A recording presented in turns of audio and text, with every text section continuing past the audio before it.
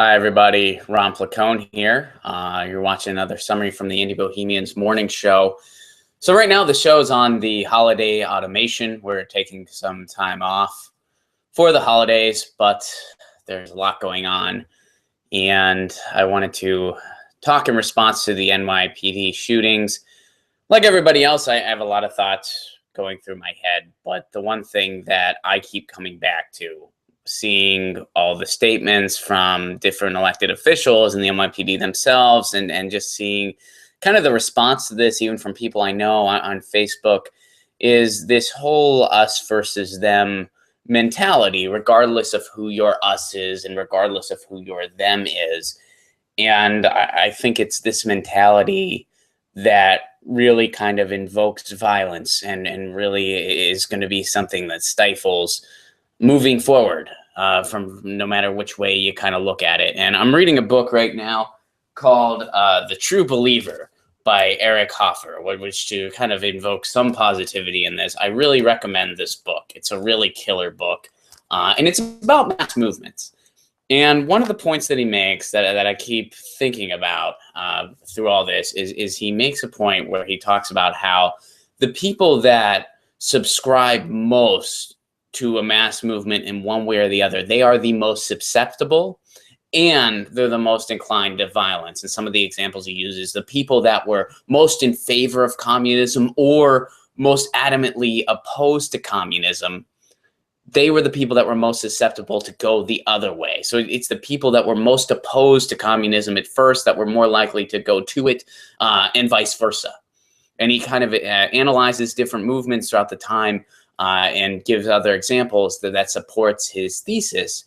And he also says that those groups are the ones most inclined to violence. So taking that notion and applying it to what's going on now, the people that are well, you're either with the protesters or you're with the police, or you're either you're either X or Y. If you don't support this, clearly you support that.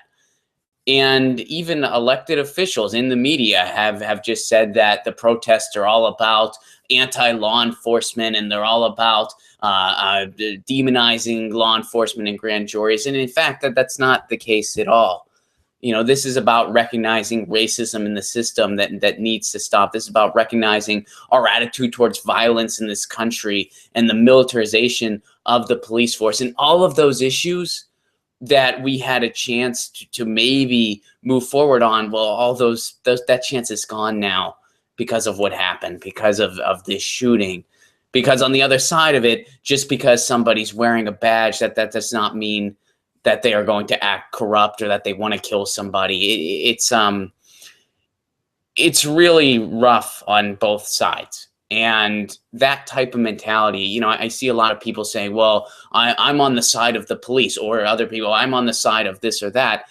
It's not about one side or another. It's about we as a society have some serious issues here that need addressing.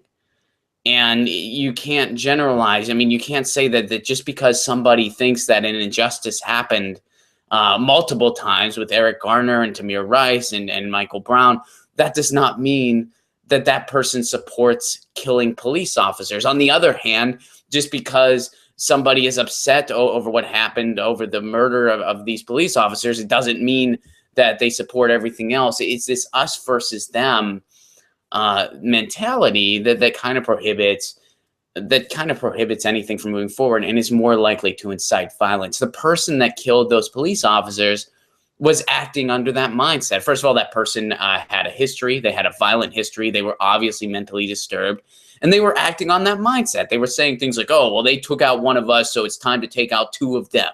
Logic, which is flawed beyond reason. I mean, it's tragically flawed on every level.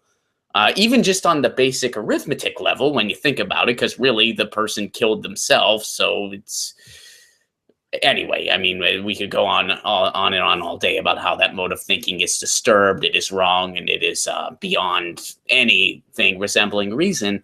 But when you see elected officials completely write off the protest and say that the protests are guilty, for the killing of the NYPD officers. And when you see even some people in the NYPD that like making these wartime statements and stuff like that, that's the similar mentality. It's the same thing. And, you know, we can't take those attitudes, even though it's hard and even though people are suffering in every regard.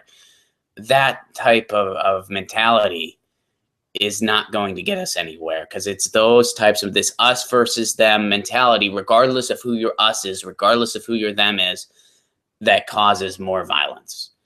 And we have some real issues that I think probably aren't going to be addressed now. And it's a shame that we have a media that propagates these modes of thinking. It's a shame that we have some elected officials that propagate that mode of thinking. It's a shame that we can't be a little more critical. And I don't really know what else to say about it, but those are the themes that I kind of think of, and it's about all I got to say. You've been watching a summary from the Indie Bohemians Morning Show. This is Ron Placone signing out, and I promise some of my more holiday content will be a little more uplifting. But right now, that's really all I can think of in regards to what's going on right now.